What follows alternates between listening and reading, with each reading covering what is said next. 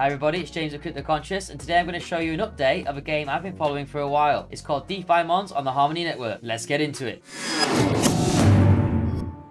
Firstly, I'm going to show you the current gameplay additions. Secondly, we're going to have a quick look at their community engagement. Thirdly, we're going to look at that beautiful thing they call a white paper and the update to it. That part only adds my excitement for the game. Fourthly, we're going to look at how you can get in early to the game and get whitelisted. So let's start with part one. As you can see, there are new additions to the game. We've got a hospital that wasn't there before. There's also a pet shop we can see here. It appears they've slowly been adding more and more to this game, piece by piece. It's pretty cool to keep coming back and seeing all the new additions to it. Oh, it looks like we have a mayor's mansion over here with the cash signs on the roof. A little bit of that delicious money. Currently, you can't jump, can't go into buildings. But that doesn't mean they haven't been focusing on development to this game. So quickly, let's move over to the social media side. We can see that Twitter has expanded now to having 3,724 followers. People are getting in this game early. They saw what happens with other games and they're jumping on board. So Twitter's expanding. What about Discord? Discord is also doing well. 4,062 members. They have a list of links here for you to follow if you're interested. And they post constant updates of the DeFimons that they create for the game. So it's pretty cool monitoring and tracking their progress. Now let's get into their new white paper. And it is updated substantially. It's actually very pretty. I even like the fonts that they've used here and the pixelated designs. Like I said, very Pokemon-esque. I bloody missed that game, and I hope my nostalgia is met with something I enjoy. Now, they've added so much to this, so I've got to take it a little bit slow. There's going to be mini games where I'm told you don't need to have a monster to play, which is pretty cool. There's going to be player versus player battles, and there's going to be leaderboards. And at the end of each week or each epoch or each time period, they're going to distribute the rewards to the people that have the most skills in the game. So it's actually a game that requires skill. I'm sure someone will eventually make a bot for it though and just dominate the leaderboards. Classic. Let's see how they fight those little badgers.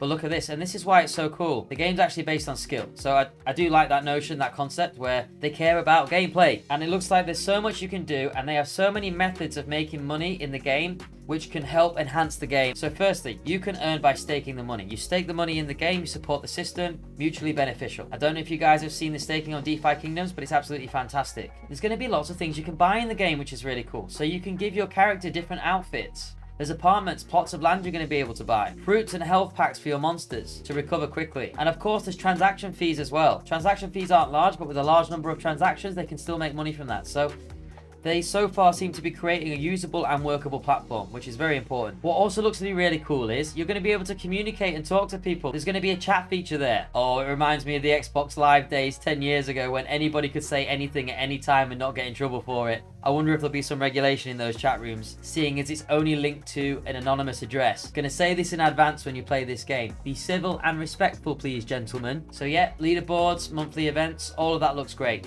So when the animals are captured, from the way I understand it, they're minted as an NFT. So when they're fighting, it's going to be this kind of format. They're going to look at this side view, okay? Kind of like Axie Infinity looks. But when you hold the NFT and look at the NFT, it's going to look like this. This is a card for your NFT. I'm still trying to work out what some of these things are. This might be attack power, maybe defense or value, and the amount of blood you have. Don't know yet. Soon work it out, won't we? So it also shows you the rarity of monsters. So for Generation 0, there are 40 monsters. There's going to be 1 that's extra rare, 6 that are rare, and 33 that are common. Common monsters are infinitely minted. Rare is once for every 100, and extra rare is going to be for doing missions. So it's pretty cool, I guess. Like in Pokemon, when you do a mission, you might catch a Zapdos or something, but you've got to save that Master Ball from Mewtwo. So classic DeFi Kingdom style, the older generation will be the rarest, okay? So, you know, if you get in early, you might get access to like a really rare one that becomes valuable in time. And as you can see over time, over the generations, you get less and less Gen Zeros. It's a simple mathematical formula. Kind of cool, Pokemon-esque. We know this format well. We know it works. We know it's fun. Air, land, water. I'm happy with that. It's what I know. It's what I'm comfortable with. Mutations or evolutions. Yeah, I'm quite happy with this format as well. Growth, get stronger, develop new skills and new powers and new attacks. I'm sure there's going to be a lot of variances they can go through. Outfits, of course, change your outfits, pay for it. Great way for them to make in-game money. Hopefully this can extend to apartments as well, where you're able to buy stuff for your apartment and make it look nice. Maybe even have designs for your own posters on your apartment, which you could stick on. That would be pretty cool. Now, this is a cool concept. In your apartment, you stake your monsters inside, so you don't need to buy health packs to heal your monsters after they've attacked or been on a quest or whatever. So if you have an apartment, take your monster back, stake it, heal it, and then bring it out again when it's ready to go. I'm liking this game dynamic. So look, this is the dynamic here, player versus enemy. You can see this 2D format, Mortal Kombat-esque. Looks pretty cool. Doesn't require much computer power to process, which I like. Might even be able to play it on our phone. Yeah, and there's an in-game tablet where you're going to be able to communicate with people, check your monsters and whatnot. Now, the important part, the white paper, tokenomics. What are they doing with these fine pennies? A whopping 50% is going to go to liquidity and in-game rewards. So the liquidity pools that you'll be able to put money into, and in-game rewards for doing well in the competitions and whatnot. Developing the community. Good. Especially in the early stages. MISC. What if this has like a $1 billion TVL? You're just going to have like $50 million MISC. Oh yeah, $50 million is MISC, mate. I wish this one was named more appropriately. Got some money for marketing. Very important. Let people know about this. Build up the fan base. So they have external people funding it then. It's 15%. Vested over 12 to 15 months. I would appreciate a longer vesting period if I'm honest. It makes me feel more secure when I'm investing in a game.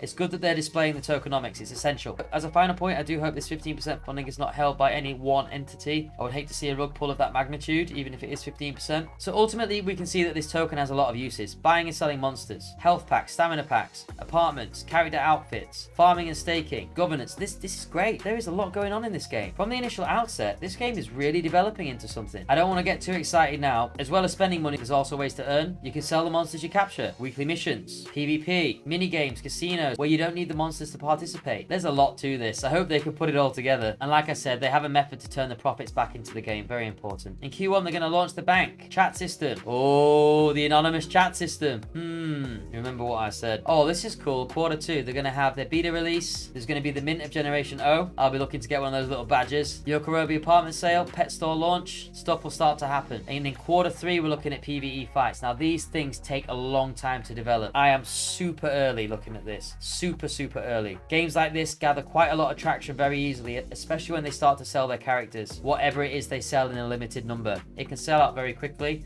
but ultimately after a month it'll lead to disappointment from the community because nothing's happening, because the development takes too long. I'm glad this team is taking their time to actually produce something decent, or from the outset what it seems something decent. If we have a look at a bit more of the gameplay on their Twitter, you can see here, they are developing the communication mechanisms with their NPCs. And on a final note, what I want to talk about is how to get whitelisted. Now, speaking to people involved with the game, it seems that this is the methodology they're wanting to use. They want to create and engage with the community. And the people that early on get involved with the game, contribute to the game, discuss the game, are the people that are going to get early access, whitelisted to get the Gen Zeros. So they'll be looking for content creators, community engagement, social engagement, influencers, people that make great NFTs and art, and memes to make the game fun and pass it around. They're really going for engaged community content, so it might be worth getting involved in this. In conclusion, for me, it's an absolute no-brainer. This is nostalgia to the max. I am nostalged out. I love it. I love it. I'm just very excited. Like, the tokenomics look okay. The plans for the game look really good. They're developing all the right things to make this something brilliant. That doesn't mean in the future it won't crash and burn. I'm very positive and I'm very optimistic at this stage, and I really feel this has potential to be an absolute star on the Harmony network and possibly extend to others. So yeah, to conclude, still very excited about this project. Liking the developments, they are logical. Feel like a little boy again. All right, everybody, that's it from me, James of Cryptoconsh. You all have a good day.